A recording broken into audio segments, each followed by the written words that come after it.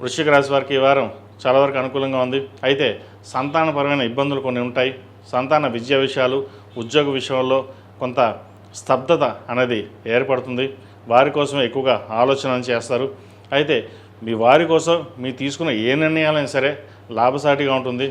ఒక్కటే చెప్పండి, చెప్పింది చెప్పినట్టుగా చేసుకుని వెళ్ళమని చెప్పి. మీరు ఏదైతే చెప్తారో అది వారికి ఉపయోగకరంగా ఉంటుంది.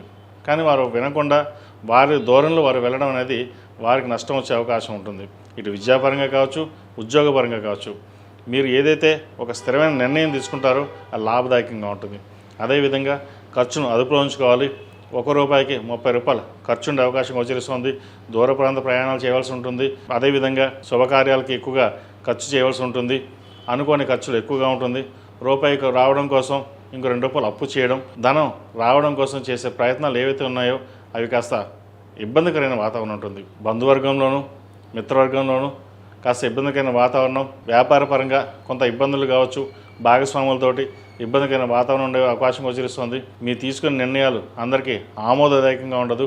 కొన్ని సొంత నిర్ణయాలు తీసుకోవడం వల్ల కూడా నష్టపోయే అవకాశం గోచరిస్తుంది. సంతానపరంగా మీరు చెప్పే నిర్ణయాలు ఏవైతే ఉన్నాయో ఉపయుక్తంగా బాగుంటుంది. కానీ ఉద్యోగరీత్యా, వ్యాపారరీత్యా మీరు తీసుకునే నిర్ణయాలు ఏవైతే ఉన్నాయో నష్టం కలిగించే విధంగా గ్రహగతులు ఉన్నాయి. వాటి విషయంలో జాగ్రత్త వహించండి.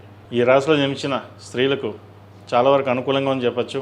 అయితే ఏదైనా ఒక మాట మాట్లాడేటప్పుడు ఆచితూచి వ్యవహరించాలి. మనకు అన్నీ తెలుసని, మనం ఏమి చెప్పినా నడుస్తుందని, మనకు ఎవరు చెప్పాల్సిన అవసరం లేదని ఆలోచన చేస్తారు. మీరు చెప్పిందే మేము చేస్తామంటారు, కానీ తర్వాత మీరు చేయాల్సింది మీరు చేస్తారు. ఇటువంటి లేకుండా స్థిరమైన నిర్ణయం తీసుకుని ముందుకు వెళ్ళాలి. లేకపోతే భవిష్యత్తులో ఇబ్బంది పడే అవకాశం గోచరిస్తుంది. ద్వితీయ పంచమాధిపతి అయిన గురువు భాగ్యస్థానంలో ఉన్నారు. కొంతవరకు అనుకూలంగా ఉంది. దశమ స్థానంలో రవి ఉన్నారు. భాగ్య అష్టమాధిపతి, లాభాధిపతి అయిన బుధుడు కూడా దశమ స్థానంలో ఉన్నారు. ప్రభుత్వ పరంగా కొన్ని చిక్కులు ఉండే అవకాశం గోచరిస్తుంది. ప్రభుత్వం సంబంధించిన విషయ వ్యవహారాలు కావచ్చు, డాక్యుమెంట్స్ కావచ్చు, ప్రభుత్వ రంగంలో ఉన్నవారికి, రాజకీయ రంగంలో ఉన్నవారికి కాస్త ఇబ్బందికరమైన వాతావరణం ఉంటుంది.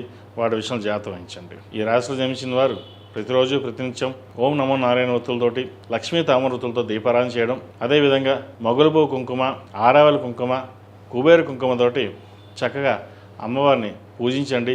మంచి ఫలితాలు సంప్రాప్తిస్తాయి. ఈ రాశిలో జన్మించిన వారికి కలిసి వచ్చే సంఖ్య 7, కలిసి వచ్చే రంగు బ్లూ.